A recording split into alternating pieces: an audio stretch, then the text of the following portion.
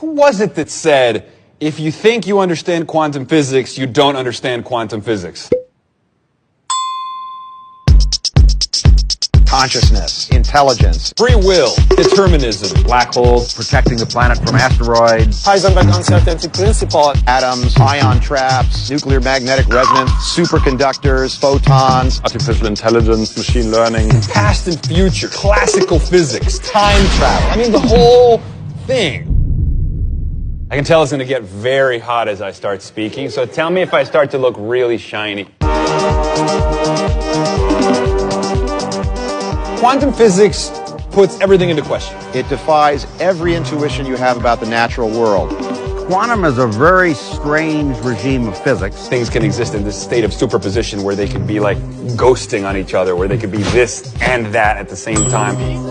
Entanglement. Quantum entanglement. Two objects, if they're quantum mechanically entangled, are still strongly related to each other, even though they can be a vast distance apart. The notion of the multiverse. There's a whole family of Hartmuts in different states and going through different experiences and different life trajectories. The famous one is quantum tunneling. Tunneling. Tunneling is the slippage between universes.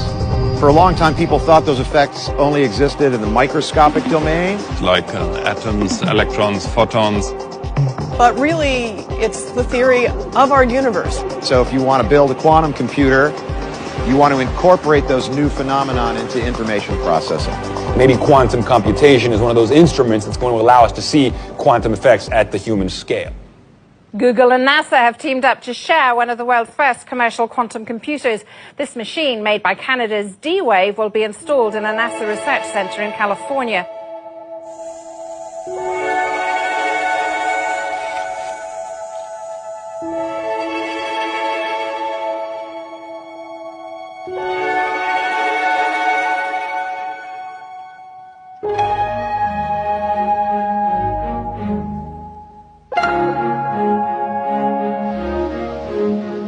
This is the inside of one of our dilution refrigerators. All of this infrastructure is to basically operate the chip at a temperature that's 2 orders of magnitude colder than interstellar space.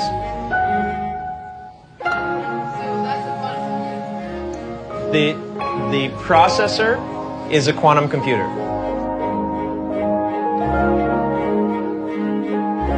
It uses things called qubits, as well as being either 1 or a 0. A qubit can also be both at the same time, therefore bringing about a quantum leap in terms of power.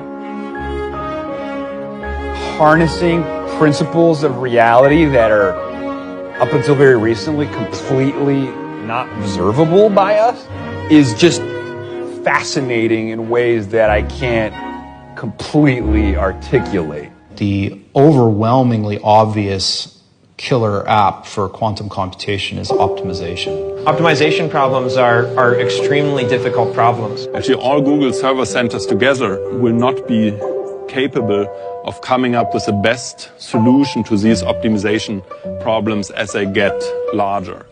So now, what is an optimization problem? Here, give you an example. You want to do a trip through South America and you want to visit a number of cities. And then you ask, what is the cheapest ticket I can get to visit, let's say, 20 cities? And you can, of course, different routes and different airlines. And sort of imagine I list all the different options I have for my different routes to travel to these cities. We currently, as a civilization, we generate vast amounts of data. It could be climate data, genomic data, but it's very difficult to generate useful insights oftentimes from that data. If you can solve optimization problems better, you have an important resource at your hand.